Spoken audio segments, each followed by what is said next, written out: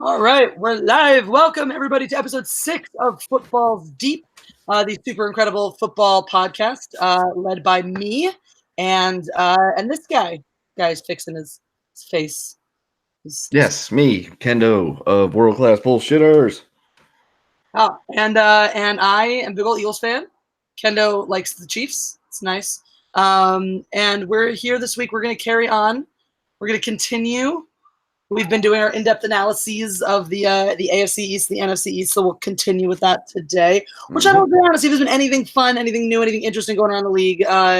We're in the midst of OTAs or finished OTAs now. Are we done OTAs? Last day of OTAs? Do we do OTAs already?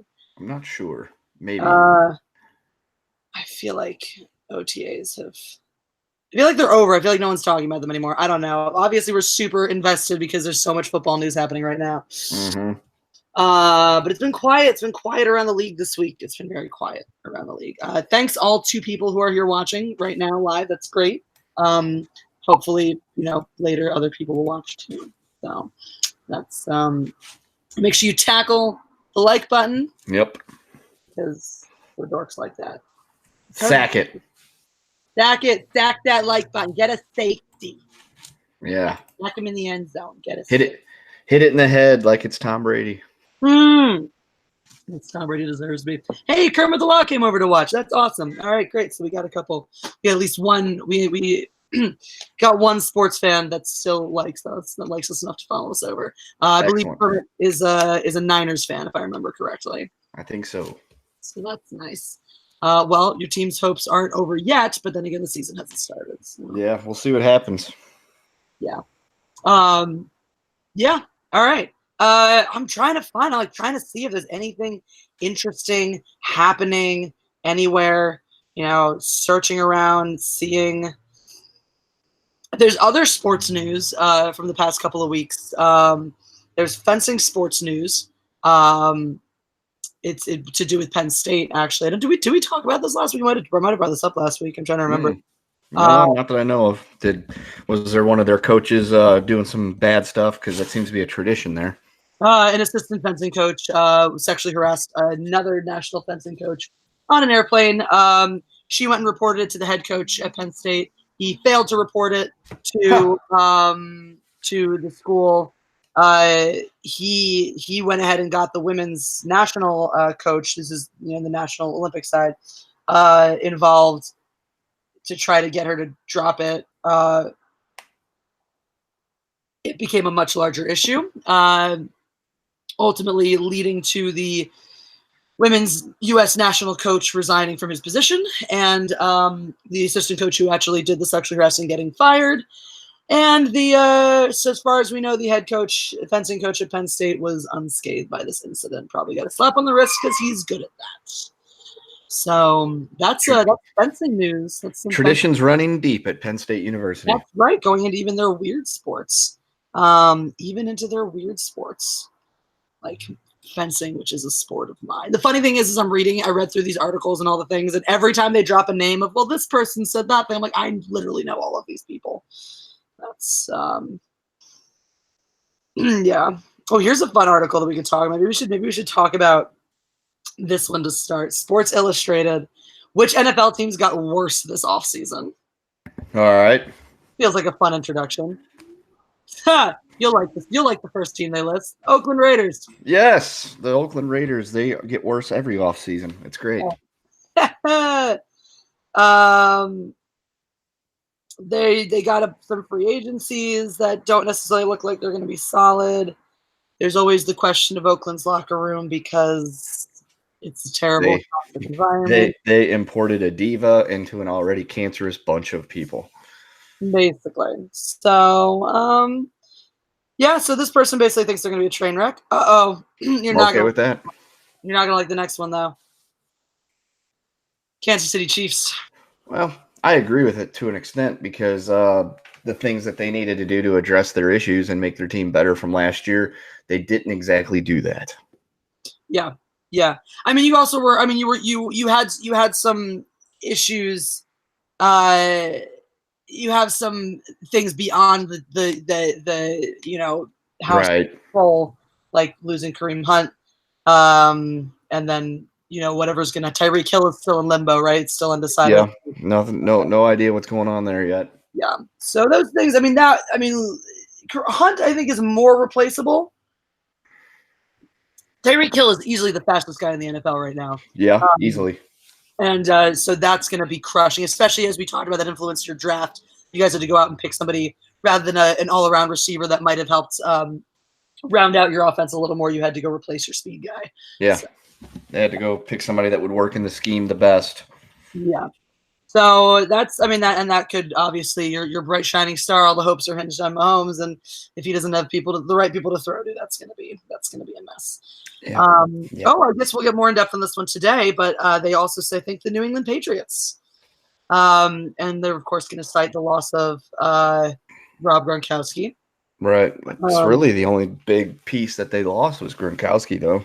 That is that. I mean, that is that. I think that. I think that. And that's the only reason they have cited. That is a huge hit. That is a huge hit, and we'll. Mm-hmm. I mean, I think it'll be interesting, and you can say which obviously Bill Belichick has asserted himself as a great football coach, and et cetera, and we'll talk more about this when you get into it. But losing that piece of the puzzle for the aging Tom Brady, who is certainly getting more skittish with the ball and not getting any younger, seeing what Belichick is able to do with this team this season will answer one of two questions, which is he really as great as his disciples think he is, or two, is he just fucking done? Is he checked out? Because I think it's first very possible he just won't try if he thinks that he doesn't have all the pieces he needs. Right. He'll just throw in the towel. The Patriots do throw in the towel and give up. Yeah. Oh, they have I didn't realize Ben. I guess I don't know if you were going to talk about any of that. Ben Watson is suspended. Shockingly, the Patriots have a suspended player. Yeah. But that's something we'll definitely talk about. Is that? I mean, I don't want to get too in depth in the pay. I don't want to steal your thunder because I know you're so excited to talk about them today. Yeah, let me tell you. Yeah. The Houston Texans. They feel the Houston Texans.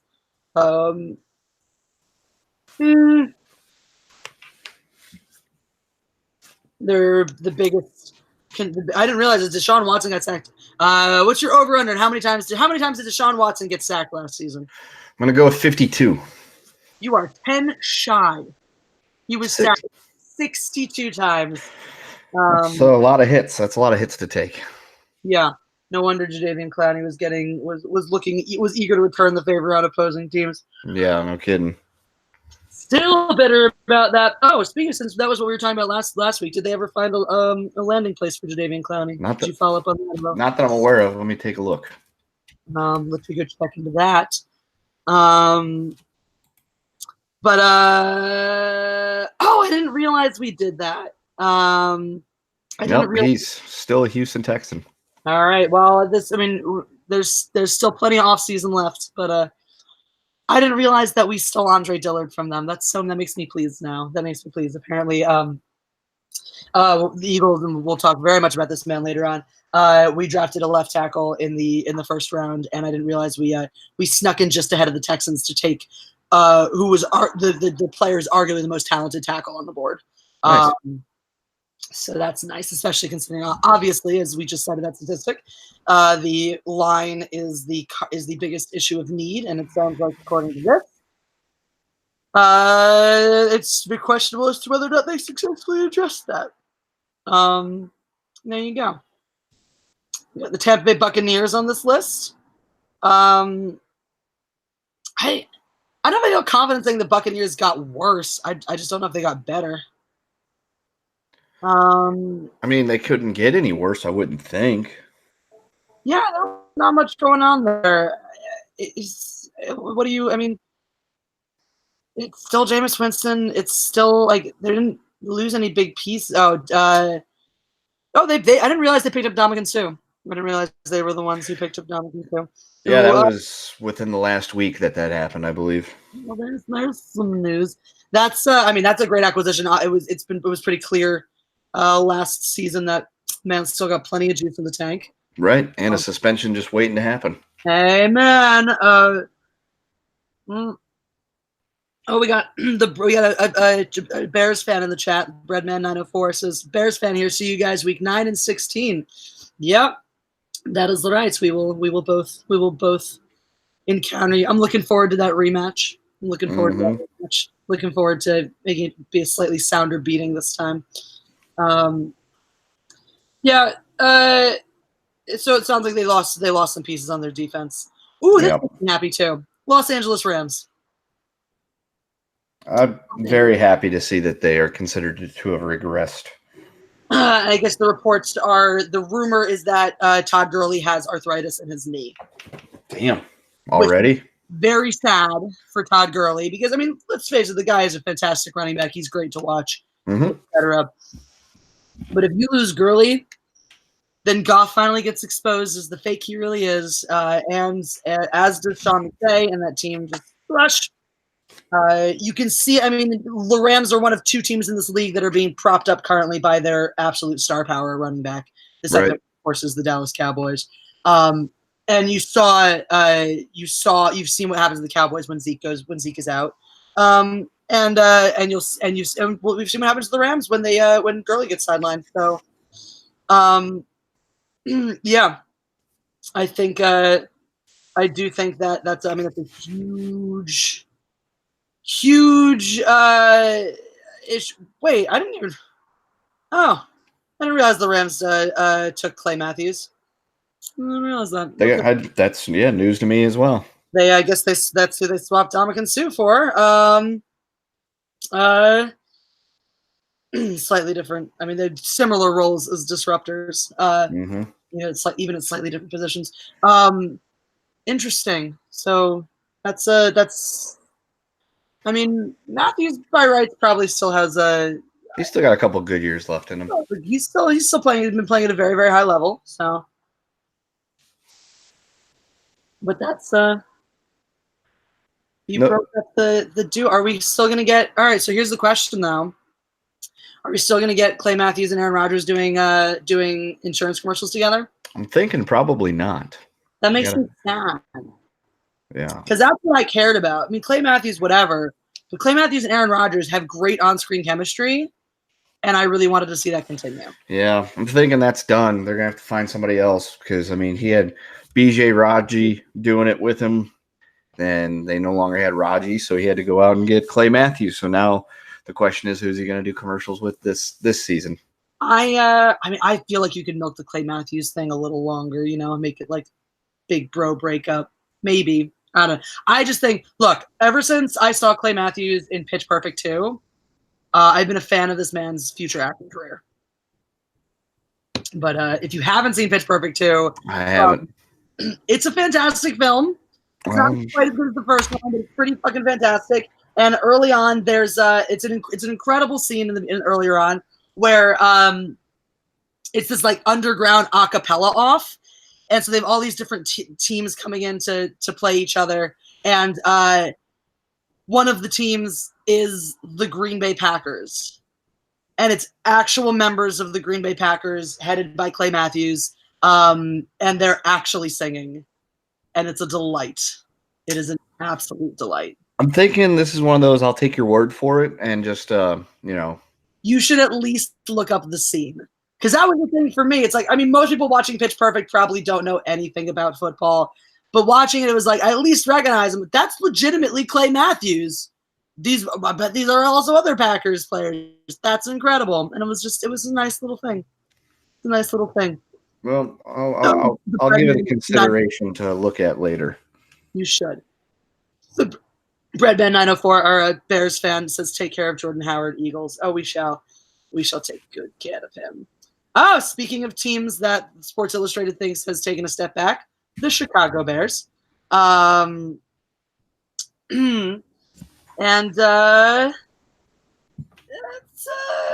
mean, it doesn't sound like they think that you guys made too many. Well, you lost your defensive coordinator. Yeah. Now the head coach of Denver, so that'll be interesting for Denver. But obviously, it's always shaky when you have a new defensive coordinator. That's actually a big deal for Chicago since the defense has been their strong suit for so long now.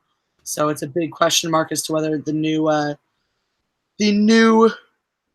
coordinator,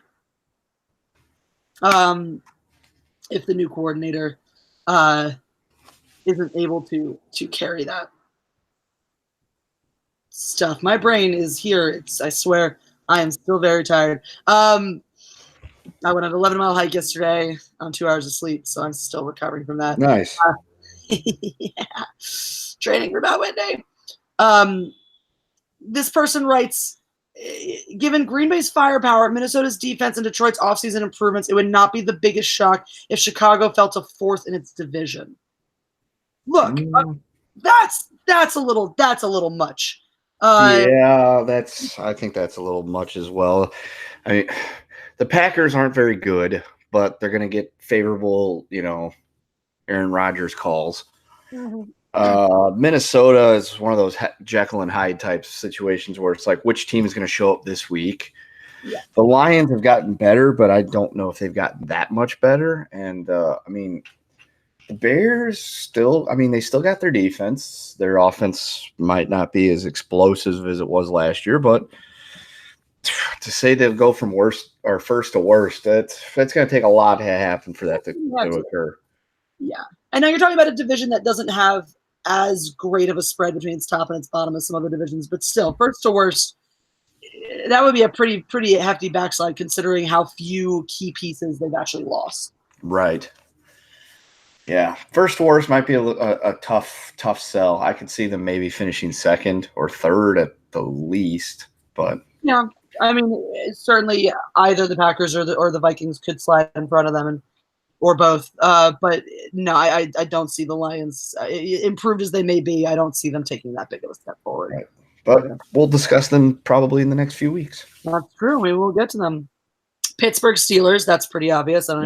Gee, I wonder why they got worse.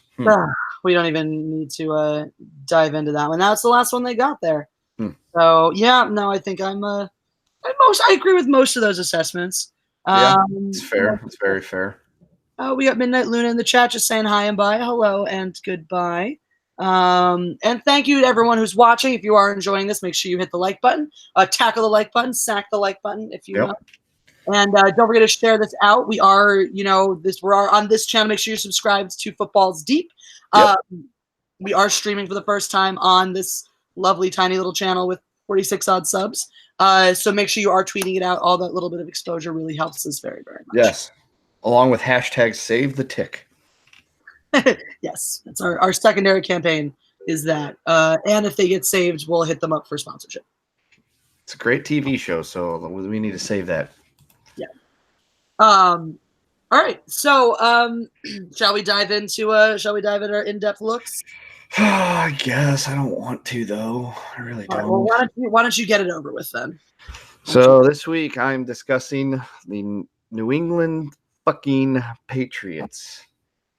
What did the New England Patriots do in 2018? Oh, they won the Super Bowl. Huh. There you go. Go figure. They won a Super Bowl again. Once again, a Boston sports team has won a title. Boston sports fans will forget that anything, what they're relating to their town existed before 2002. And they've become the most insufferable bunch of people when it comes to sports fandom. Fucking Patriots. So they won the Super Bowl. They got help, obviously, because that's what the Patriots. It's crazy. They're either being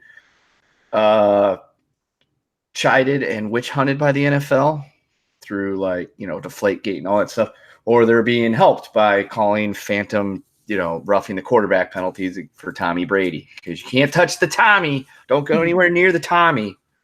I got to say, actually, this Super Bowl was the first one in years that I haven't watched, and I'm thrilled. I was thrilled to miss it. I did, just because I went to a Super Bowl party, and it was one of those, I'm just going there to hang out and have a good time with people I know and eat some free food. I probably would have the same, but I was on an airplane, and I was like, great excuse to not watch this nonsense. Right, and I was put in a very precarious position of, I don't want the Patriots to win, but I want the Rams to win even less. Yeah. So I had to be okay with the idea of the Patriots winning because of how much, as a loyal St. Louis, and even though I'm not a Rams fan and never was a Rams fan, but I'm a loyal St. Louis, and how much I just despise what Kroenke has done to the city and what he did to the city and what he tried to do to the city. And I hate Kroenke and I hate the Rams because they're Kroenkes, and I did not actively support and root for the Patriots in that Super Bowl, but I did not have any issues with them, horsewhipping the Rams in a very 16-3, I think is what the score was, fashion. Yeah. So I was happy with seeing the Rams lose, but I was not happy with it. Was not a happy Super Bowl evening. Let me just say that. There was no outcome that was good in any way, shape, or form. Yeah, I'm with you on that. I was going to say, plus there's a lot of football cucks in St. Louis still. I refer to them as football cucks because when the Rams were here, they'd always scream about Rams this, Rams that, Chiefs suck. And I'm like, okay, well, one, we're not rivals. And two, in conference. Yeah, I was like, two, we've played the number had to go up each time, but eventually the total was we've played you 5 times in meaningful games, and we have this many wins to go with it. We've beaten you all 5 times we've had to play you in meaningful games. So you can tell me how much the Chiefs suck, but last time I checked, we always beat you. Sure, you got a Super Bowl, but that was a humongous anomaly of a season. But, they've got one. We still have one that we won 50 years ago, so there's that. And, hopefully this year for me, over the next few months, a couple of 50-year sports curses get busted. So we'll see how that goes. You got to figure out how to do yours. We figured out the formula for ours, and we made it work not just for the Phillies, but for the Eagles then later on. So yeah, well, the Chiefs got to the AFC title game last year and didn't completely get bitched out like I expected they would have done because, the Chiefs' proud playoff history is getting there and immediately just, falling flat on your ass. So I'm hoping this year is an improvement. They take that next step to the Super Bowl. And in hockey news, the Blues are now 3 wins away from winning their first ever Stanley Cup against a Boston team as well. So go Blues. Yeah, this time next week, if they win the next 3, this time next week, I don't know if I'd be able to do a Footballs Deep because I'll be completely indisposed. I'll be far too probably still intoxicated to even know what's going on because I will actually be at the Game 5 watch party thing at the arena. So nice. they got to win the next 3 in a row to make it happen. So it's going to be tough, but stranger things have happened. So let's all pray to the sports gods that the Boston city of Boston and their sports team does not win the Stanley Cup. Gods. Because they won the World Series. They won the Super Bowl. No city's ever had all 3 of them get picked up in the same go-round. We don't want this to happen. If you already think Boston fans are insufferable as much as we already think they are and they believe they are, this is just going to make it worse. Yep. Show. So anyway, back to football and the New England fucking Patriots. I just wanted my aside just as to why I was why I hate the Rams. My connection, it's the quarterback parallel and the coach parallel. Because Goff was drafted one place ahead of Carson Wentz, and so there's always been the thing of who is the better quarterback, and it's obviously Carson Wentz. I was going to say Patrick Mahomes, but that's a discussion for another time. Fuck that guy.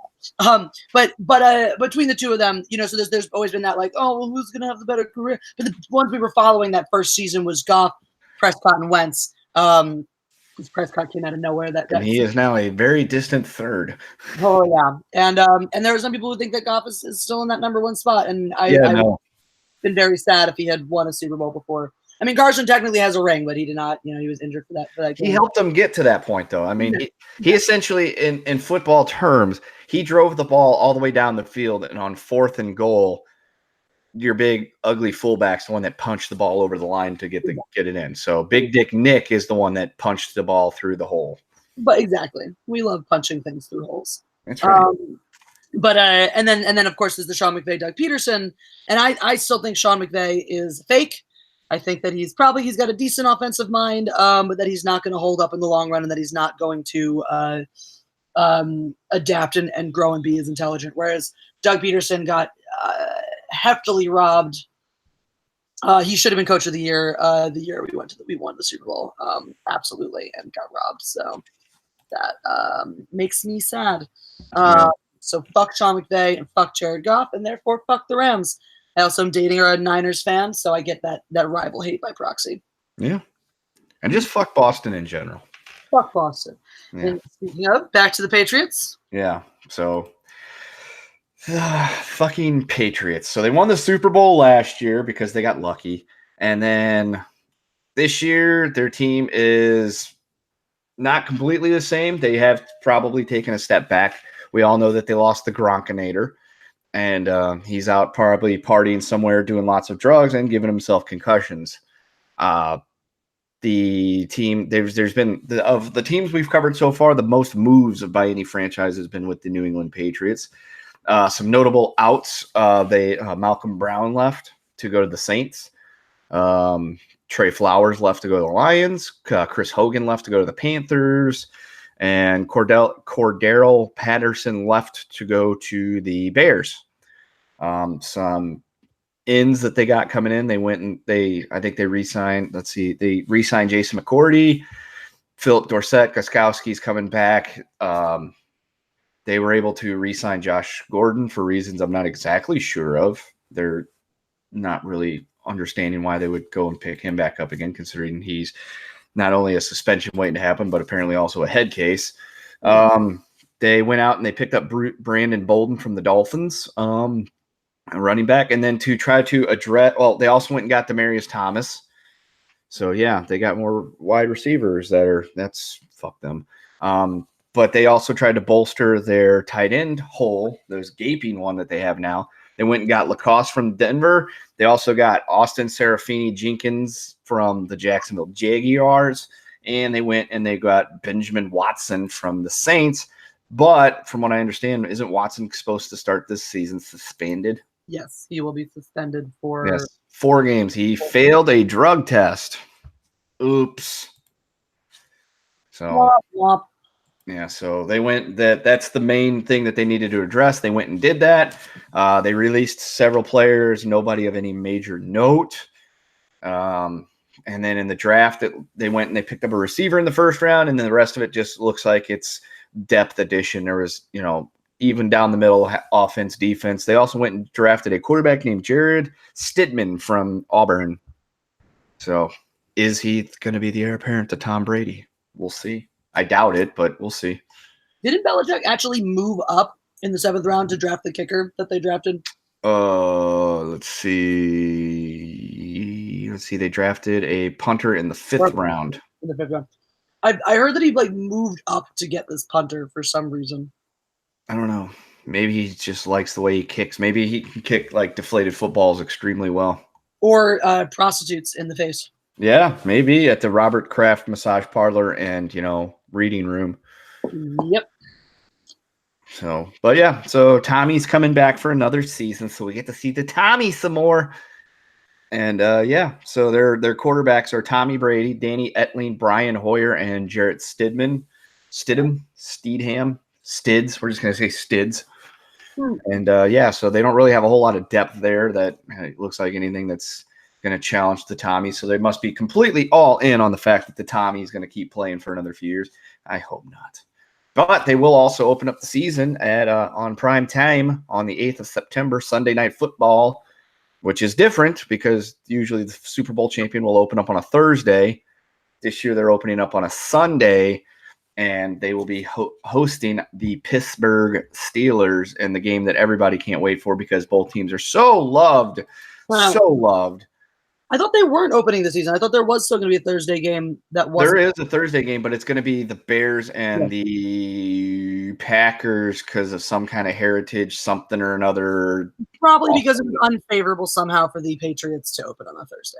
Probably. I don't know. I know a couple years ago they opened up on a Thursday. We're swinging their banner, and then we proceeded to come out and pecker slap the shit out of them. And, didn't go very far after that, but you know what? We at least pecker slapped the Patriots. And anytime that happens, you feel good about yourself. I was delighted by that game. Actually, I do remember that game. Yeah, it was Creamy Hunt's coming out party, and then his going away party was when he decided to be a kicker. Yeah, that was you guys opened 5-0 that season. That was one of the Eagles' only losses that season. And then what happened? They opened up 5-0, and then I think they proceeded to go like 2-7 or something stupid like that. It was a steep drop off. Yeah, but hey, it opened up the door for old Patty Mahomes to step in because they're like, all right, this is the kid that's going to be the future. That's right. Speaking of backups, I was just thinking about this earlier. If you're not somebody who seeks like fame and spotlight, imagine how nice it is to be a backup quarterback for a team that has like a really solid franchise quarterback. I can give you an extremely correct, like narrowed down example. A guy named by the name of Chase Daniel. I knew him because of him being a quarterback at Mizzou, so I got to watch his career. He wasn't anything that special, but during the time that he was there, Mizzou Tigers football was the highest profile it had been in probably about 40 years. And then he went, and I don't know if he got drafted or if he was an undrafted free agent. Either way, he spent his time as a career backup, but he's got a Super Bowl ring because he spent some time backing up Drew Brees. And so he pretty much was just captain clipboard for that team. And then he went and played for the Chiefs for a season or two, backing up Alex Smith. And I actually got to see him start a game against the San Diego Chargers in Week 17 and beat old P. Rivs himself. That's right. So I was there the day that Chase Daniel went one-on-one with Phillip Rivers and took him down. Wow, that's really denying the Chargers of a playoff spot in the process. Awesome. I don't know. That's so cool that he had a stint. He had a stint as the Eagles backup for at least a season. Did he? Yeah, he's a career journeyman backup quarterback, but hell, he's got a Super Bowl ring. We don't. But I'm just thinking about that incredible job. If you are, and I remember him too as being a solid backup. He was the guy, like, he wasn't gonna, you weren't gonna be thrilled if he was gonna start the back half of your season. But Right. if he had to go in, and step in and finish up a game or two, or even start a game, it wasn't the worst thing ever. No, he handled mop up duty really well. Yeah. And you remember that you said his name. I was like, oh, I remember that guy. Yeah, mop up duty wasn't a problem for him. And if you needed to rely on him for a game or two, you could. I think I don't know if he's still in football or not, but I think there was a game like a year or so ago where he had to step in or something like that. I think it was for the Bears, and he just got completely worked. But he's also probably like 30 something years old as a backup quarterback right now. So it's not like he's probably got the fleetest of feet. Yeah. And I mean, at some point too, if you're spending, it's one thing if you're going around and you're popping in a season or two and cleaning up games or getting to start a little here and there, starting a game, game 16 in week 17. And then if you've just been comfortably sitting on the bench and haven't had to step in for a while, I'm sure you get rusty. But I mean, it's a nice position. If you don't need that fame and fortune, you're getting paid incredibly well. You get the sideline seats every game day for all your team's games. And you just get to sort of hang out there and hang out with a studly quarterback, an all-star quarterback, talk tape with him and just like be a football fan, basically, who stays in really good shape and practices football. Yeah. It seems like a fun job. Yeah, it's a fun job indeed. So, and a lot less stressful than being a franchise quarterback. True story. A lot less stressful. Yeah. So the Patriots, they won the Super Bowl last year. Their team is essentially the same minus Gronk and a 1 year older Tom Brady, but they still have the blood magic of sacrificing the virgins at the Robert Kraft Hotel and Massage Parlor for keeping that team going the way they have been for so many years with the blood magic and sacrificing of virgins. And their schedule this year is, you're going to be shocked to hear this, a very favorable one. So here's who they get to play. They get to play the Pittsburgh Steelers, but at home, and it's a weakened Steelers team that's not going to be the same as they were. Then they go to Miami. They come home for the JETS suck. They go to Buffalo. Then they go to Washington. And then they have the Giants at home, and then they go to the Jets. So they conceivably could start the season either 7-0 or 6-1. Then they have Cleveland come into town, and based on how Cleveland works out this season, they may be good, they may be disastrous. They go on the road to Baltimore, so that could be their first loss of the season, conceivably. They have a bye in Week 10. Then they go to Philadelphia, where they will probably struggle to win that game. We will also be coming off of a bye. So. Yeah, they will be then hosting the Dallas Cowboys, so that's a win. They'll be going to Houston, which could be a troublesome game for them. They'll host the Chiefs, which who knows how that's going to go. Probably win because they'll fuck the Chiefs over somehow in the officiating department. And then they will host or go to the Bengals, that powerhouse of the Midwest. And then they will host the Bills and Dolphins to end the season. 2 home games against 2 division teams. So based on this, and I would say that they're going to at least go 1, 2, 3, 4, 5, 6, 7, 8, 9, 10, 11, 12, and 4 probably. I could see them going 12 and 4. I don't think they lose a game before week 9. I think their first loss could actually be on the road to Baltimore. I don't think they go to Philadelphia and win. I don't think they go to Houston and win. And I'm just going to go ahead and take the homer pick and say, you know what? The Chiefs go to Gillette and they go ahead and they kick them right in the dick. Yeah, hopefully. So. Well, you consider, though, they frequently will split against either the Dolphins or the Bills. Right. So 11 and 5 could work too. Either way, this team's winning 10 fucking games and the division this year again. Now, one thing that's really interesting, though, so I don't know too much about Ben Watson. Where is he coming? You just said he's coming from the Saints. Saints. It was the New Orleans Saints. And I don't remember. I don't even remember him. I mean, granted, you're talking about a team whose tight ends are not the stars of that show, of that offense. Right. But I don't remember hearing his name last season at all.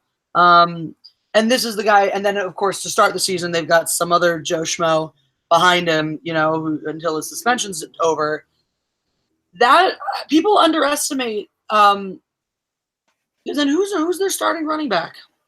I believe it is the Sony Michel.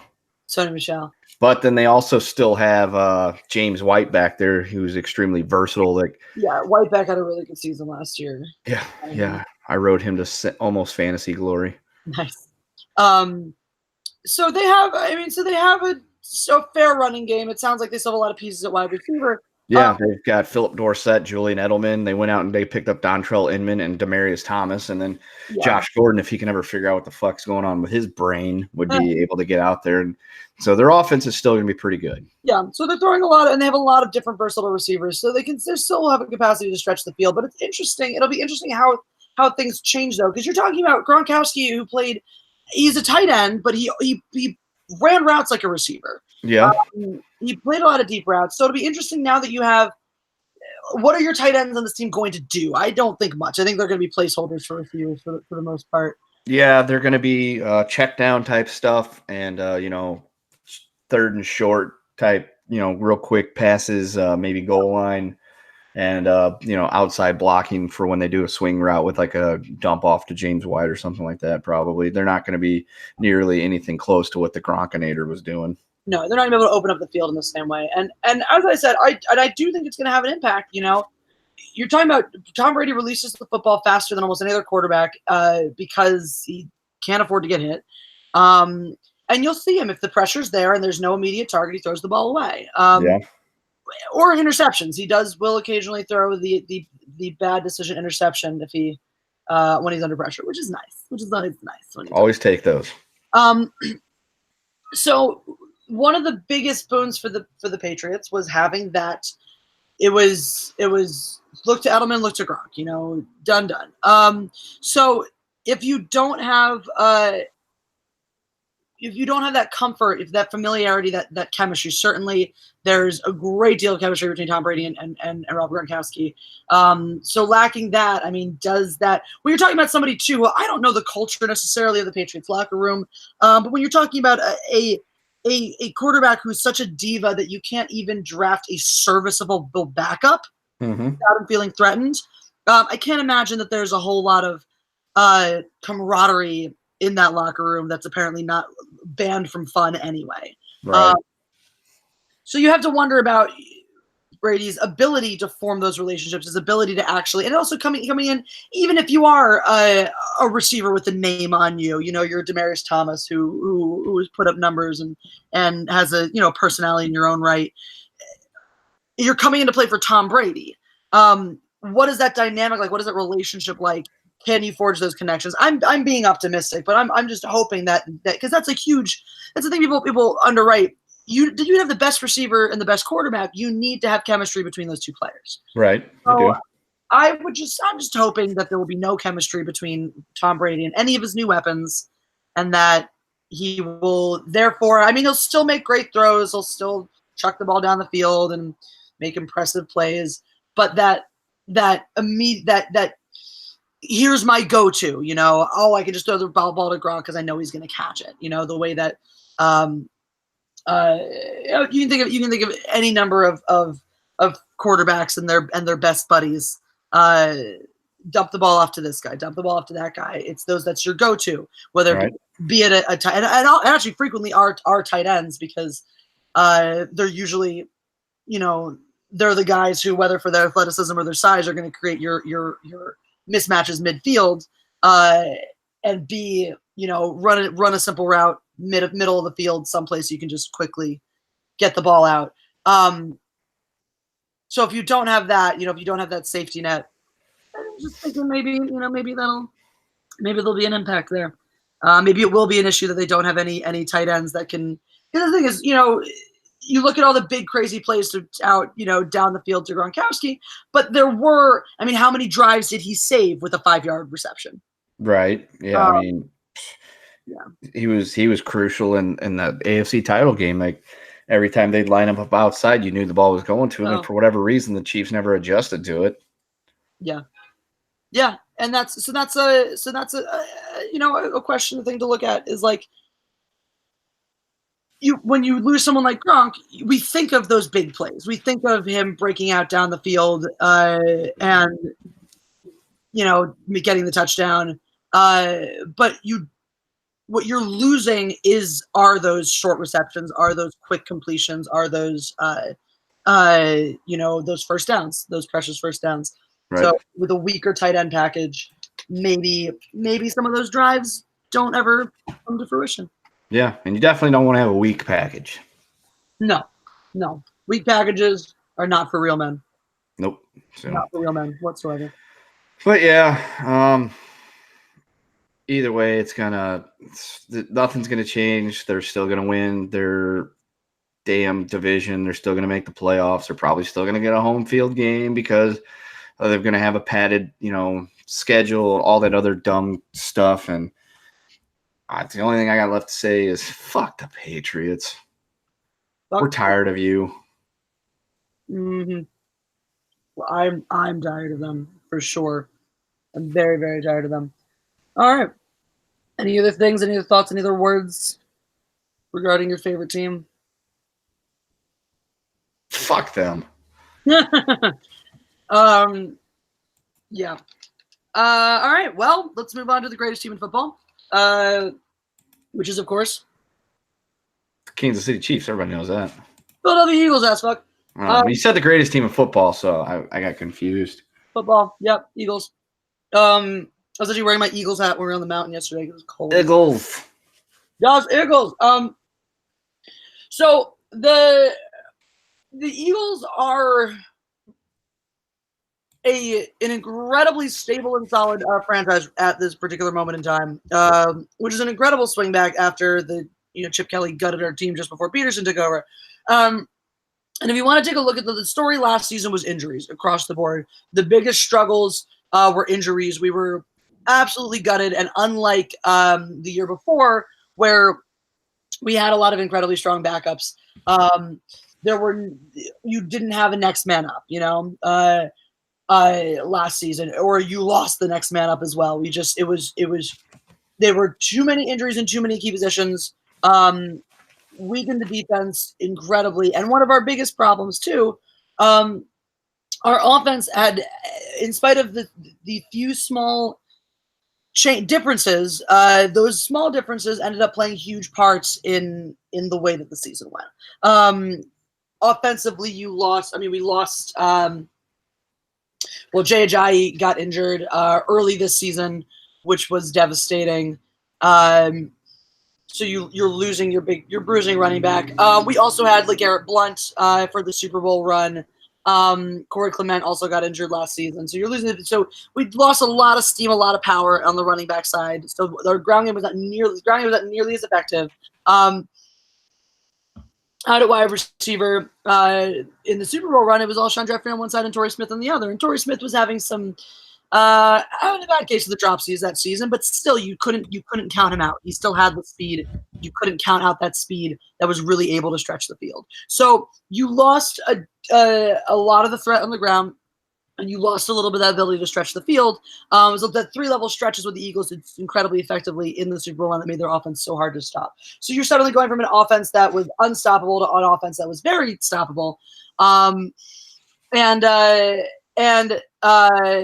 As likewise, you also, I mean, the offensive line had some of the similar struggles from both the seasons. And of course, you're worrying about protecting your franchise quarterback now who is coming up an ACL tear. So right. Those were the weaknesses. Those were the things that hobbled the Eagles last season and took them back a notch. Though, of course, we did still make the playoffs and beat the Chicago Bears. And then a myriad of defensive injuries. The specifics which we don't need to get into. But coming into this season, so one of the nice things about going to that offseason is that you're not as concerned about moving personnel around, about moving people around as you are about just getting them healthy. So the Eagles, still having all of those key players in place, had very few major areas of need to address. They went ahead and got Jordan Howard from the Chicago Bears in the offseason, who's definitely going to head our running team coming into it. And that's going to was immediate improvement at that position. You're talking about some guy who probably hopefully still has some good years left in the tank, and who's definitely a solid player and a good team leader, a good person to take the helm on a nice running back by committee crew that's been working for the Eagles for a while. The biggest position of need was linebacker, and they went and got Zach Brown, who was formerly playing for the Redskins, who's been a multi-time Pro Bowl linebacker. So he's going to be a core part of. He's the replacement for Jordan Hicks, and I think hopefully looks talent-wise is going to be perfectly capable of stepping into those shoes. And then they went and picked up Malik Jackson to pad that line. At the time, it wasn't clear if they were going to bring Timmy Jernigan back. They ultimately decided to do that, which I'm happy about. Jernigan's a character. He's brings a lot of spirit and a lot of heart to the locker room. And right now, that defensive line is looking scary. Is looking rather scary. You're talking about, I mean, you've got Malik Jackson, Fletcher Cox, Tim Jernigan, Derek Barnett, and Brandon Graham on your edges. It's a bruising lineup right there. And Derek Barnett, who he was our first round pick 3 drafts ago, and had a great rookie season, showed distinct flashes of potential, and was unfortunately also sidelined with injury last season. A lot of our injuries most of the major injuries, players have made full recoveries, have come back onto the field. The ones that are still concerning, I'm not sure about Brandon Brooks. Brandon Brooks is quietly our ridiculously incredible Pro Bowl right guard, who tore his Achilles, I believe, towards the end of last season. So it's still, jury's still out as to whether he's gonna be healthy for the start of the season. But they've acquired certain amount of depth on the offensive line now, and Jeff Stoutland, who's the offensive line coach, loves moving players around in that position. So he's in a position. He's been moving all of his players, rotating his backups all the way through the line, getting experience at guard, getting experience at tackle on both sides of the ball, or both sides of the line. And so you have a lot of interesting options there, even if Brooks isn't ready to go quite yet at the beginning of the season. Our cornerbacks, we got a million of them now, because that was the one place where Next Man Up worked, and to a certain extent, we've found some gems like Avonte Maddox, who's an incredible slot corner, who's also very capable of playing safety. So another great versatile player, which our defense loves as well, moving guys around between, in different packages and different sets like that. You have Rasul Douglas, who was came out of the draft 3 drafts ago and has consistently improved every season, is another guy who has that versatility to move into a safety role. Cravon LeBlanc was a sleeper who came out of left field at the end of last season, is playing at a high level. And these guys aren't even our starters. Our starters are the outsider Ronald Darby and Sidney Jones, both of whom should be having their first fully healthy seasons as Eagles. So as long as those injury concerns stay minimal, we should see drastically improved cornerback play. Some really interesting things, too, is that we've brought players back in. Like Steven Wisniewski he was one of our starters during in the year we run the Super Bowl, is now back as a backup. Vinny Curry, same thing. He was a starter on our defensive line during our Super Bowl bid, and is now back on the team as a backup. So some of these players that that won a ring for this team are now here, have come back, and they're lower in the depth chart, which just bodes well. And I haven't even gotten to the draft yet. So already, I mean, this is a team that's poised to continue its success. And they went out and they only had 5 picks this draft, and they've made the most of them. Traded up a little bit, bounced up, as we talked about earlier, to sneak ahead of the Texans and pick Andre Dillard in the first round. Andre Dillard, many people thought was the most promising offensive lineman in the draft. Some people were even saying he was one of the talented players in the draft, period. He is looking to take over for Jason Peters at left guard or at left tackle when Peters retires, bringing up the interesting question of how do you split up your first team reps this season, and what do you do with Big V, who's our backup tackle, and Jordan Mailata, who was the 7th round pick last year. He's a rugby player, trying one of these ones that they drafted to try to turn into a left tackle, simply because this man is a freak of nature. This guy's like 6'8", 350, and like 2% body fat. He stopped playing rugby, stopped being a prospect for rugby because they were like, you need to get smaller, and he's like, I literally can't. I'm all muscle. An incredible athlete. He's got hands too, which provides, which opens up some interesting questions about how could you move this player, designate him as a receiver, and chuck him in the red zone, in the end zone, and he's a fucking nightmare for someone. He's just going to stand up like that and catch a ball. But he's one of the ones they're working out at guard right now. They're moving him into guard and seeing how that works out. They're putting him in at right tackle, or they're moving Vaitai in at guard, putting him at right. So they're moving these pieces around. They have a lot of options. What I would like to see is for Peters to eat a slice of humble pie and take that step over to be the left guard. As incredible and as amazing as he is, the man, and he's a future Hall of Famer, no question. The man is definitely not the same athlete he used to be, and is certainly far more injury prone. You slide him into that left guard spot, and have Peters and have Andre Dillard take over and take those first team reps on the outside and the left. Now you train up Mailata as your swing tackle. You move Sayamalo over to right guard while Brandon Brooks is finishing healing. Train up Mailata as your swing tackle, or you're just swing backup in general. Likewise, Vaitai. Now you've got 2 very talented backups who hopefully both. I mean, Vaitai's had plenty of starting experience, and hopefully Mailata will be starting caliber. And then you have Mailata waiting in the wings to eventually perhaps take over for Lane Johnson, and also presents some really interesting options to show some different looks on your offensive line. So a really, really interesting selection of players on that offensive line. A lot of fun things. It'll be really interesting the way they do it. And very promising, because a bunch of tanks lining up in front of Carson Wentz, who, of course, is your biggest question coming into the season. But we'll get to that after I finish the draft picks, because I'm on a roll right now. There you go. So in round 2, we used our two second-round picks on a running back and a wide receiver, respectively. So Miles Sanders is the running back they took. Miles Sanders is a really, really interesting guy, because he was playing. He comes out of Penn State. So this year was his first year, really, or last year was his first college year starting, because, of course, Saquon Barkley was the man before that. Saquon Barkley, an absolute stud, absolute all-star, took almost most of the team carries. So what you're talking about is that a running back who's coming out with a lot of upsides. He's very versatile. He can run down. He's big enough to run down the field. He's shifty enough to run on the outside and find the holes. He's showing some promise as a receiver. Definitely needs to be trained up a little more in blocking, but he's a pretty smart and versatile dude.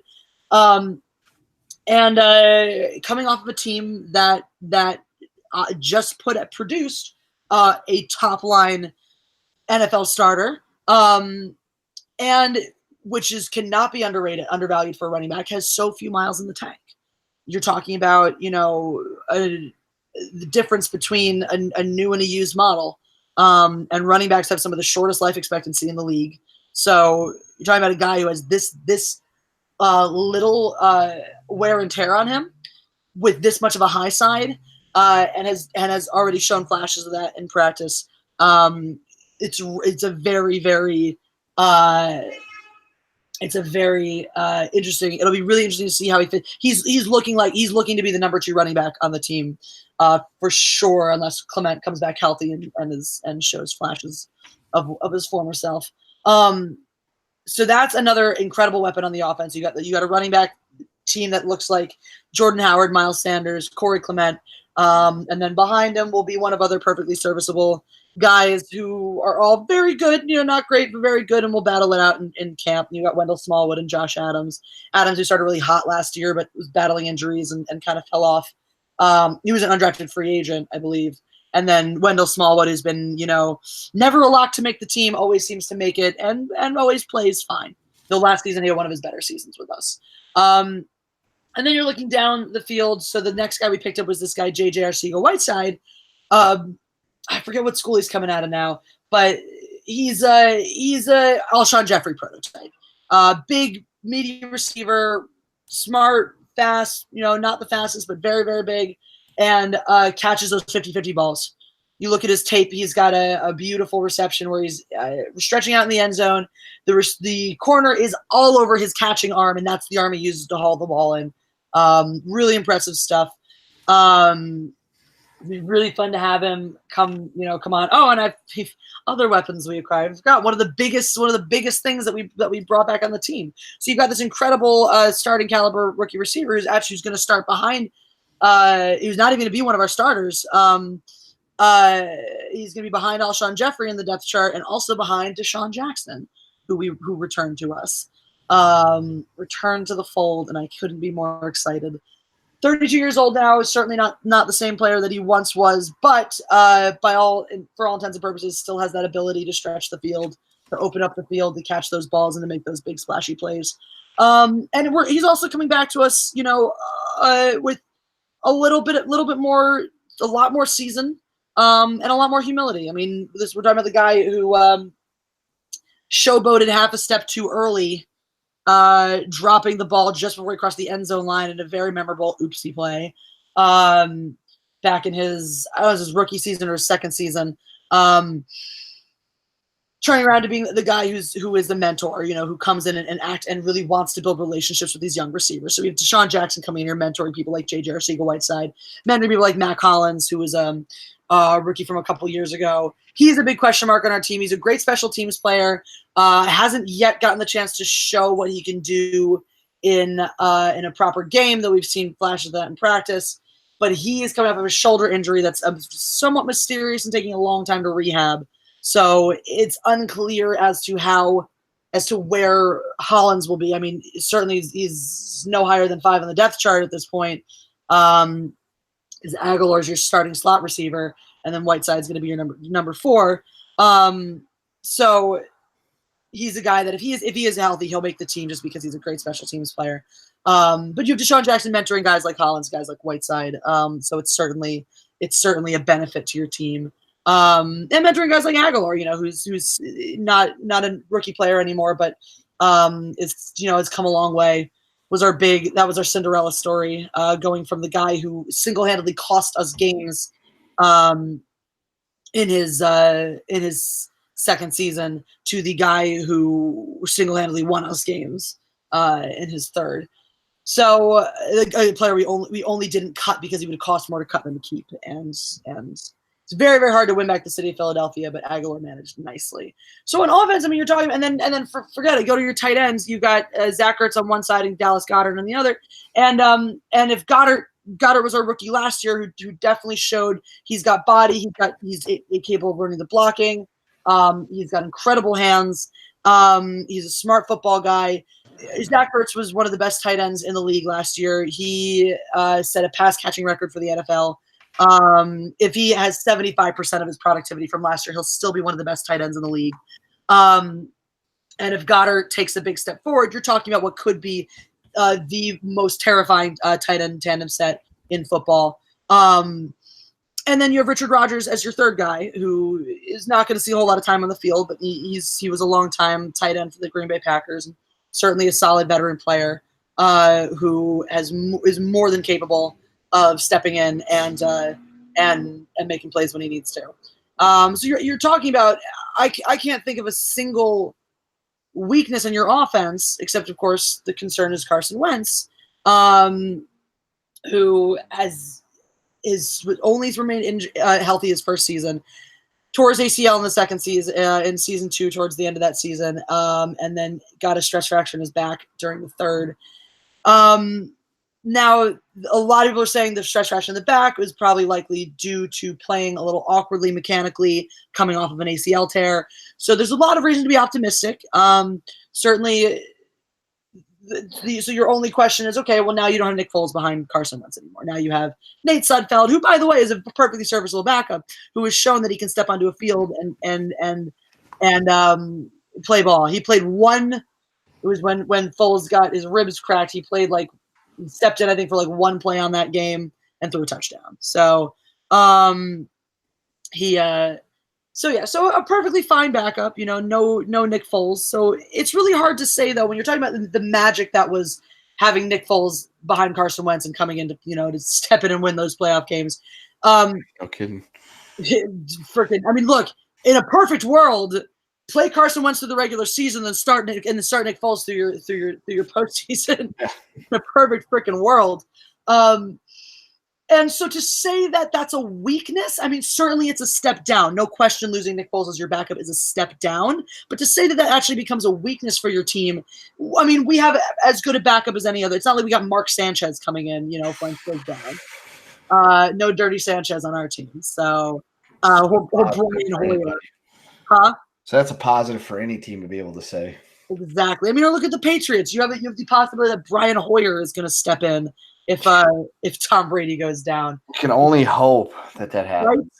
Can you imagine? Oh, please get him injured in the first few games. Make it a Brian Hoyer Patriots run. Oh, a nice little forget 10-6, 11-5. Let him go 6-10. Yeah, the blood magic's there. Brian Hoyer will come in and they'll end up going 15-1. That's unfortunately true. But yeah, so the Eagles on offense really have no points of concern, 0 points of concern. Jason Peters' ability to stay healthy, maybe, but even then, now, okay, Jason Peters doesn't stay healthy. Awesome. Andre Dillard steps in. And now you're looking at, what if Brandon Brooks isn't ready to play at the beginning of the season? That's why we brought Wisniewski back. So incredible amounts of depth in that offensive line that really and depth at every position of the offense, which diminishes your concern of injury. If you go over to the defensive side of the ball, we are talking about the additions of Malik Jackson and Zach Brown. The Eagles also drafted I don't even remember his name. They drafted a guy. They drafted a defensive. Can't remember if it was an end or a tackle. I think they picked a tackle. They took a defensive tackle in the 4th round. They did take a quarterback in the 5th, just some nobody guy who's not going to make the team. But the 5th round prospect, he looks like he'll end up, he'll end up down in the depth chart, but he looks like a good project that has starting potential down the line. And we talked about the other. You have a Rodney McLeod. You hope is going to come back healthy. And then once again, you're talking about your safety tandem of Rodney McLeod and Malcolm Jenkins, also one of the most fearsome in football, provided McLeod is able to still play at his pre-injury levels. There is the one question, Malcolm Jenkins, considering how well safeties have been getting paid the past couple seasons. Malcolm Jenkins is being horrifically underpaid, considering the fact that he's one of the best safeties in football. And there is some talk that he's going to hold out. He's going to be a mini camp holdout, looking for. He did miss OTAs, which is rare for him. This is a guy, and sure, your veteran players don't always come to the OTAs. Jenkins is a big heart and soul of the team, big team leader. So it is rare for him to miss OTAs. which he did do. So it raises some question marks as to whether that's going to become an issue. I don't foresee it as being a huge issue. This guy still cares about football and he cares about his team, so he'll work something. And the Eagles administration has been the Eagles as a franchise have been pretty good at treating their players right. So you hope that gets settled quickly. Yeah, I mean, depth-wise, again, we got massive amounts of depth at bringing Vinny Curry back adds the depth we needed at our defensive end spot. We are footballs deep in defensive tackles. You're talking Zach Brown and Nigel Bradham as your starting linebackers. Pretty happy about that. The only thing that you could say the Eagles have some needs on are special teams. And they brought some guys in, some interesting special teams prospects. And your biggest thing is we just need a guy. We need a punt returner. We need a kick returner. We need somebody who's going to be able to do that successfully. And so far haven't found our guy for that. So special teams lost a little of the magic that it used to have under our former captain, Chris Maragos, who finally did retire after being played by or I think we let him go after being played by gajillion injuries and not having a healthy season in the past couple of years. So, so that, and I mean, look, if your biggest question mark coming into your season is who's going to return our kicks, I'd say your team is in pretty good shape. So the Eagles, I think, are poised. Not that they have had much further to step, but they are poised to take a big step forward. Depending on who you're talking to, the Eagles or the Cowboys that are the favorites to win the division, I think easily it's the Eagles. The Cowboys have a lot of bigger question marks next to them right now, and that could drastically, affect the way that their season goes. And also, it's whatchamacallit, the NFC East specifically, not these little patterns and traditions and things don't matter. It is incredibly uncommon. It's only happened like a tiny amount of times that the same team in the NFC East wins it two years in a row. So we have some ridiculously low statistic on having a repeat division winner. So that said, since it was like, fine, Cowboys, you get to go fuck up your playoff chances last year, we'll slide back in and take that number one spot this year. Our schedule is good with one dick move, which was and by all accounts a massive dick move, which is we are the only team on the schedule playing 3 consecutive road games. There are 3 consecutive road games, and these are legit road games. We don't have any the Eagles go on the road in week what's that? Let's see. 1, 2, 3, 4, 5, 6. So week 7, so right in the middle, right when things start to really fucking matter a lot. The Eagles go on the road to play the Vikings, the Cowboys, and the Bills. And that's like the worst. I mean, the absolute worst way you could possibly do it, because these are all legitimate road games. They're not in your backyard. The Bills are the closest one, but even so, that's more than just going to like New York City to play the Giants or the Jets.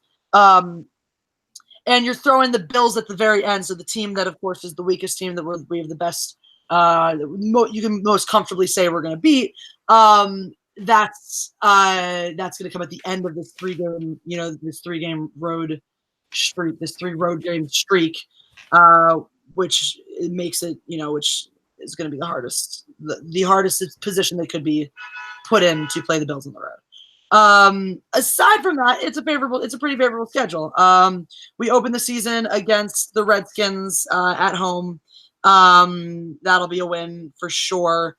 In the past few times, we've swept the Redskins now in the past 2 seasons. I believe we've swept the Redskins after struggling against them for a while. And I don't see that changing anytime soon. We do play the Falcons on the road the next week. The Falcons, I think, are a team on the decline. So that's one of the nice things with being the Eagles right now is there are no guaranteed losses. I think they beat the Skins, they beat the Falcons. The Lions come to Philly, they'll beat the Lions. They're going to Green Bay to beat the Packers. They could lose or to beat the Packers, to play the Packers. It's Lombardi. You could lose that game. You can always lose that game in Green Bay. But I'm just certainly not going to chalk that up as an automatic L. They'll beat the Jets at home. they should beat the Vikings in Minnesota. But that there are question marks. I think they'll beat the Vikings in Minnesota. They'll probably lose to the Cowboys in Dallas because the Cowboys will cheat. They should still beat the Bills. The Bears are coming to Philadelphia. They're going to hand it to them there. The Patriots are coming to the Eagles after our bye week as well. And we're going to hand it to them there. Seahawks come to play us in Philadelphia. Eagles go down to Miami to play the Dolphins. We'll beat the Giants twice. We'll beat the Redskins twice. We'll definitely beat the Cowboys in the second game. So the only games that I'm concerned about on the schedule, really, I mean, the Patriots obviously have a shot. The Packers, I think that's the game we most likely lose. And we'll probably split with the Cowboys or lose both to the Cowboys because of cheating. So I'm looking at a team that's going to go, if they drop some of those question mark games, they should still go 11-5. But there's no reason they can't. I mean, they won't win every game because that's incredibly, I think, difficult to do. But you're looking at a team that certainly has the talent and the ability to win every single game on their schedule this year. So that's I think that easily they'll win the NFC East. And I also think that they're going to be a contender for a bye. Again, injuries notwithstanding, that's the biggest. We've had very bad injury juju the past couple of years. It didn't stop us 2 seasons ago. It certainly did last season. They did change their medical staff last season, and I think clearly had an impact because there were certain injuries that shouldn't have happened. There were certain injuries that shouldn't have been as bad as they did, and I think there were some issues there. So I hope they made some changes in that regard. Got some better trainers in there. Revamp their approach to that, and that hopefully that means we can avoid some of those injuries. You're also talking about a team that's offensively, and that's been one of the systems that have worked. There's been a lot of questions on the Eagles as to whether Jim Schwartz deserves his position as the defensive coordinator. Jim Schwartz plays a bend don't break style, which only works. The one thing I don't like it is obviously your defense relies on your offense and vice versa. Jim Schwartz's defense is a little too reliant on the offense to come out and put up points right away. Jim Schwartz's defense is balls out brilliant, provided you have a team that can come out and score on their opening drive, or at least put up points, put up a touchdown in the first quarter, which is something the Eagles just could not do last season. As a team that scored touchdowns on a ridiculous percentage of its opening drives in the 2017 season, you came into 2018 and there was a ridiculous number of first quarters where they couldn't even put up points. That said, going over, we went over. I think we're going to not. I think we have so many weapons on offense now that you're going to see a situation where the Eagles are able to come out, drive the ball down, put up points right away in a game. At which point you now have a defense that's capable of playing, capable of being a top 5 defense as long as the offense keeps the momentum rolling. So that's a big, it's a big interesting variable that we have going on. But you hope Mike Groh takes a step forward as the offensive coordinator, because certainly in addition to the injuries and the deficits. Frank Reich is was an incredible offensive coordinator.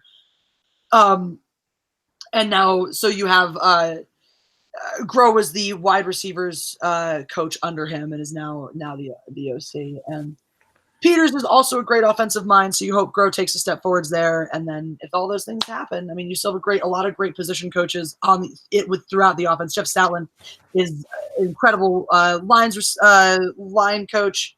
And Deuce Staley, one of our fan favorite running backs of all time, is our running backs coach right now and does a phenomenal job bringing the best out of his runners. So I think you do have a high-powered offense that comes out, that makes plays right away, that's very capable of skinning their division. So, yep, those are my Eagles. Hello, Lando. All right, then. What do you think, Kitten? What do you think? Are the Eagles going to win the NFC East this year? Are they going to win the Super Bowl this year? Yes, they are. Yes. Hello, kitten. There's a cat here now. I see that. As always, Lando must at some point come and grace this stream with his presence. So nothing wrong with that. You're such a sweetheart. So we talked about that a little bit. We always do, which since we're talking about two teams that will play each other, we're both in agreement that the Eagles should be able to hand it to the Patriots in a in November? I would think so. I just hope somebody does. I'm really excited. I'm really excited to see Fletcher Cox knock down Tom Brady because there's nothing better than some big cocks getting in your face. Some Well, big cocks just getting rough with you. so what you're saying is is that Tom Brady is afraid of big cocks. Tom Brady is definitely afraid of big cocks. No question.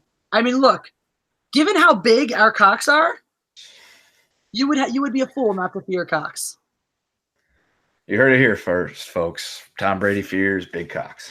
Tom Brady fears big cocks. Right, Landau? You are so precious, and you're drooling on me. That's disgusting. He just comes over. He's really happy. He is really, really affectionate and just drools all over me. It's disgusting. Yeah. Oh my God. It's in my ear now. That's nice. That's nice. So obviously, I like the Eagles, and had to do. It's like every week. All right, do the research on the team, read the stuff, learn the things. This week was like I know these things already. So this was a fun one for me. This is in perfect opposition to your abject pain. But we move on next week. Next week, I get to Jets and Redskins. Oh my God, what a sad week it'll be. Yeah. What a sad Lowest rated episode ever. That'll be fun. What else should we find? Should we pick something else to talk about as well next week, or maybe think about moving into our next matchups? Well, we've got we could do the Jets and the Redskins, and then we can what could we do to go with that? Cry. There's that. And I don't know, maybe we can set up our fantasy football league. Oh yeah, that would be fun. Giacomo Fantasy. And maybe we can preview a little bit. So who are we moving on to next? I think we decided we were gonna keep it with which divisions are playing each other. Yeah. So we had AFC East. Mm-hmm. Who else is playing who? Do you remember? I think the AFC West goes to the NFC North. Okay. And then I think the NFC West is also getting the AFC North. So then I think the Souths get each other. The Souths plays the Souths. All right. So do you want to move into AFC West and NFC North after this? I was going to say, since we were both in the East, we could just go clockwise to the South. So we can do the South next. Move on to the South. All right. So maybe next week we'll preview the South a little bit. We won't get in depth into the teams, but we'll just preview that. Works for me. All right. Well, we got some people. Oh, we have people watching. We have 7 whole people watching now. All right. So we've got someone says Bears no Parky equals unstoppable. We shall see. I guess we have another Bears fan in the chat. We'd like to bring it to you guys. Any questions for us while you got us here? I got one right here. Verbose 1127 says, do you think you're going to miss Nick Foles? I hope not. We will only have to miss Nick Foles if Carson Wentz gets injured, which, of course, knock on wood, fingers crossed, pray to the football gods, that doesn't happen. So I hope we don't have to miss Nick Foles. I said I will be following the Jaguars closely because I do love the man, do love good old Big Dick Nick. This was so fun. We were doing Football's Deep. Not Football's Deep, the other one. This is Football's Deep. We were doing LA Cheesesteak Reviews episode last week, and we were doing some social media interviewing for the restaurant Booze in LA, which is incredible. They're from Philly, great cheesesteaks. So we were doing a review there, and they were doing some social media interviews for us. We all broke into a Big Dick Nick cheer together, and it was delightful. So you guys are really going to enjoy LA Cheesesteak Reviews, by the way. Go check out that and subscribe to that. Make sure you are subscribed to Football's Deep as well. Yep. Criminal Log asks, could you do a sexist players' wives and BFs? I guess we could look at sorry, sexiest. Sexiest. I misread that. I was like, sex, that's weird. Sexiest players' wives and BFs. Yeah, we could do that. We could do a sexiest players a breakdown. We could throw that in next week, maybe. I'll take the wives part. You can do the players. I'll do the players' wives. I don't know how many players have boyfriends, but I'll certainly look into those ones that do. I'll just do sexiest players though, and then Kendo can do sexiest players' wives. Yep, I got it. Oh wait, where was that? There was that one. There was a Patriots article that I'd found. Oh, 9 teams with the best chance to dethrone the Patriots. Since we were talking Patriots, written by good old Adam Shane, NFL beat writer, whose articles we've read before, and lists as number 1 as the Kansas City Chiefs. Kansas City Chiefs is number 1 to dethrone the Pats. I agree. So there you go. Los Angeles Chargers is number 2. Yeah, they were good last year. Yep, they could still be good. Dallas Cowboys is number 3. Nope. Are you kidding? This guy's off his. It's funny. This guy does this. He writes these things, and you're like, these things are all reasonable, and then he just says something out of just total fucking bullshit. Yes, there's legit dethroning ability here. No, there's not. Dallas can run the ball and play defense as well as any team in the league. Heck, they might even be the best at it. All right. No. DeMarcus Lawrence is a top pass rusher, sure. The defensive backfield is underrated. No, it's not. Their defensive backfield sucks. Their corners have been garbage for seasons, and they continue to not address that position of need. Dak Prescott could have the best year of his career. Yes, he could, but he won't. Yeah, I could also wake up tomorrow with $1 million in my bank account. Jason Witten and Randall Cobb should help, even though they're past their primes. Look at what you're saying, my dude. Yeah. Look at what you're saying. You're talking about. I mean, that's the geriatric hour over there between your premier tight end and your slot receiver. Oh my God. Jesus. Los Angeles Rams. No. Hopefully not. We already saw how that one goes. Yeah, they do have Aaron Donald. He still is probably, will be in the running for Defensive Player of the Year again. I think Jared Goff is incredibly overrated. If the knee issue is a thing, then Gurley's done. Number 5, Philadelphia Eagles. This one I'm very much on board with. Obviously, people expecting big. Or anyone who's not expecting big things from Carson Wentz this year is foolish. Carson Wentz has shown that he's capable of playing at a Pro Bowl level as long as he's healthy. The only question with Carson Wentz is injuries. Yep. The only question is injuries. Oh, Madaween says we should rate Robert Kraft's hookers. Okay. We can look into it. And he talks about the things I just told you about. That their offense is going to be unstoppable. And the other thing, by the way, that you can't underrate necessarily about this Eagles offense and this Eagles team in general is when you look across at other teams and you look at a Dallas Cowboys team or an LA Rams team that have your big studly players, you're having big studly egos. Amari Cooper presents problems in your locker room. Ezekiel Elliott presents problems in your locker room. You have question marks that create some big locker room personalities. The Eagles have a group where everyone works together fluidly. You don't have any egotistical problem players, which is another reason their offense is going to absolutely smash. All right, this writer is now officially off the deep end. Indianapolis Colts. They're going to be better this year, but they're not going to be that good. No, it's insane to suggest, I think. Really, I mean, they've done well, but yeah, I mean, they do have Frank Reich now too, which is our former offensive coordinator, who's done a great job as head coach. And I think that the Colts under Reich with Luck's, getting healthy, being healthy, will improve and could certainly contender to win their division, but dethrone the Pats, no. Not happening. Sorry. Here we go. Cleveland Browns. That's just the sexy pick this year. It's like everyone wants to scream, "Oh, the Browns, Browns, Browns, Browns, Browns, Browns." So that way, if the Browns are good, they can be like, "See, I always believed in them." I believed it. And here's the thing people forget about the Browns too. They could have an incredible season. They could win their division. It's all very possible. They haven't had a whiff of the postseason in God knows how long.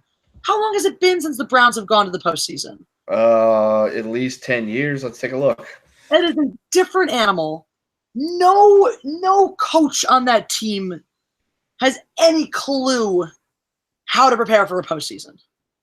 Nobody on that team, none of the veteran players, if any even exists, have any clue how to prepare for a postseason. The last time the Browns were in the playoffs, I thought that was 2002, and it was 2002. 2002. So that's They finished second in the division, and they lost the wild card game, 36-33 to the Pittsburgh Steelers. So that's 17 years since they've had a sniff of the postseason. A sniff.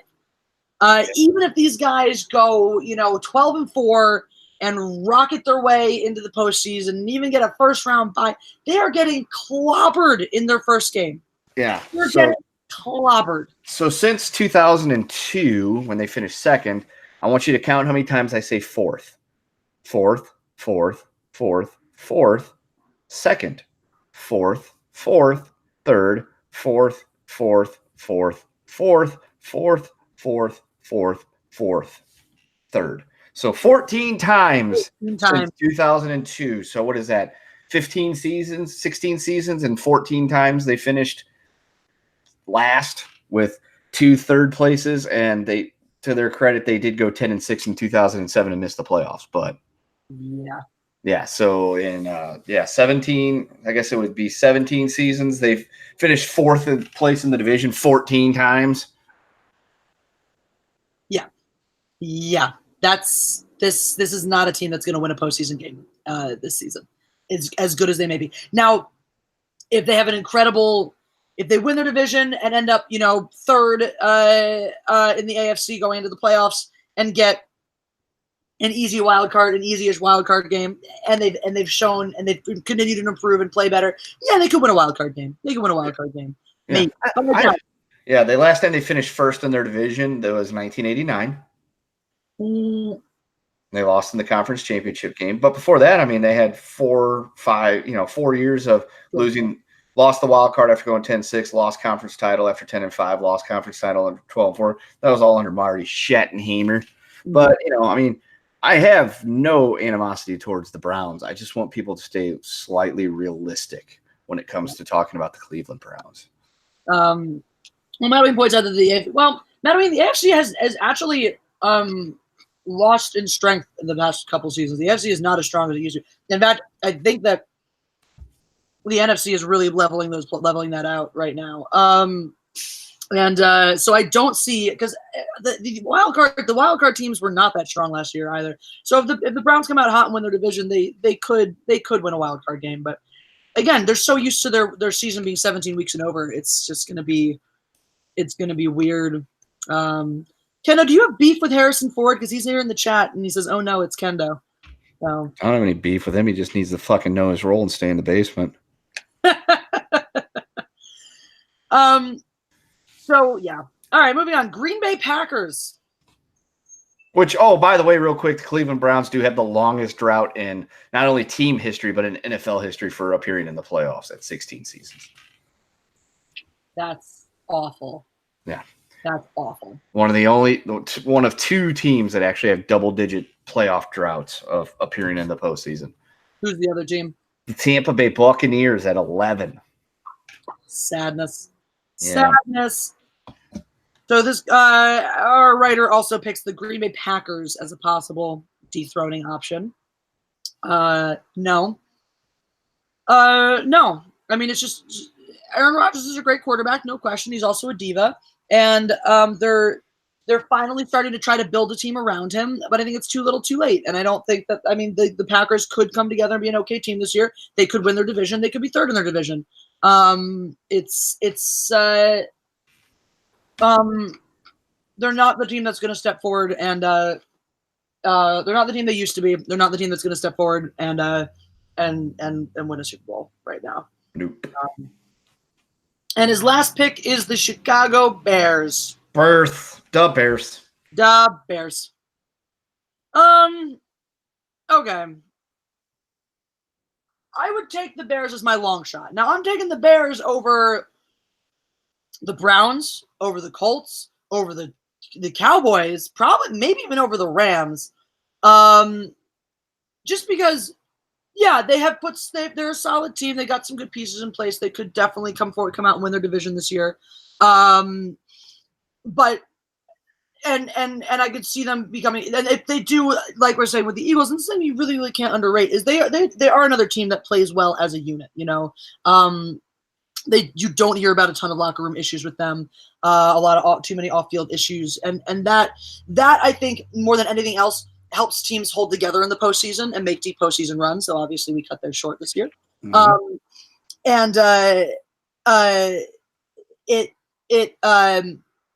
yeah. So I think that is one of the things when I look at a team that goes far in the postseason, teams that have been able to hold together in that way.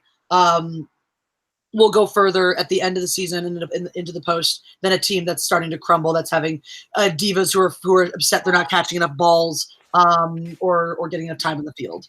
So I could buy the Bears as a long shot to come in, to sneak in and win it all this year. But Colts, I don't think so. Browns, no. Cowboys, no.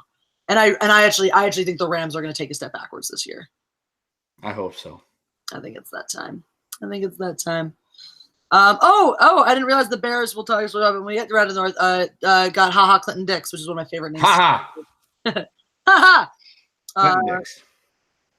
In a contract year too, so he's going to be playing for his money. And of course they have Khalil Mack, still they do have a lot of talent on that team on both sides of the ball. And Trubisky has been steadily improving. If Trubisky takes a big step forwards,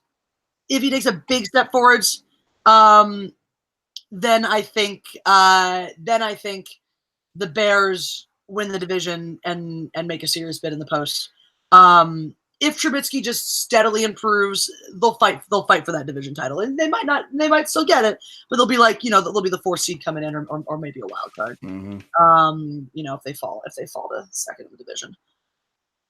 So yeah, those are my thoughts on those. Any other questions from the audience, from the viewers? Also, guys, don't forget to go ahead and tackle, sack, abuse, foul that like button, whatever you want to do.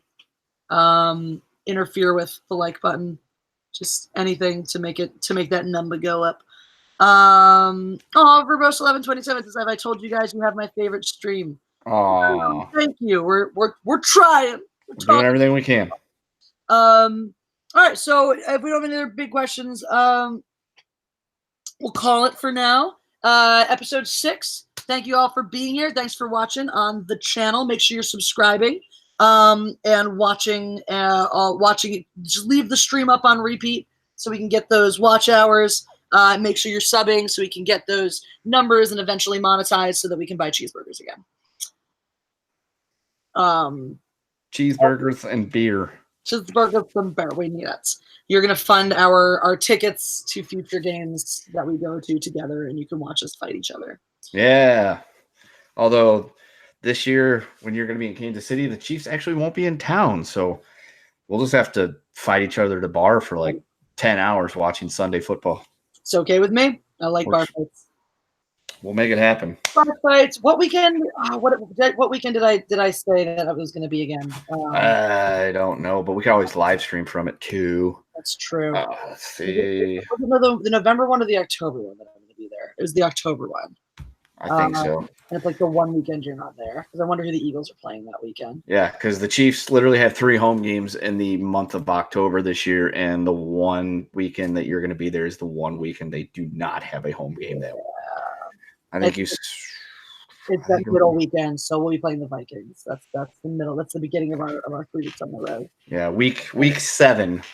Week 7. I believe that's what it was. They're going to be at the Denver Broncos for, I guess that's Thursday Night Football. Oh, that'll be a fun one. Yeah, October 17th. Yeah, because there's 10 days between that and the day that they play the Packers on Sunday Night Football. So, yeah, nice. That would be their Thursday night gameage. Awesome. All right. Well, thank you all for watching. We'll be back next week breaking down the Redskins and JETS suck. There you go. All right. I'm Jessi Milestone. I'm Kendo Slice. And this is Footballs Deep. Because you need just the tip to score. Just the tip to score. Save the tick. Hashtag save the tick. Hashtag save the tick.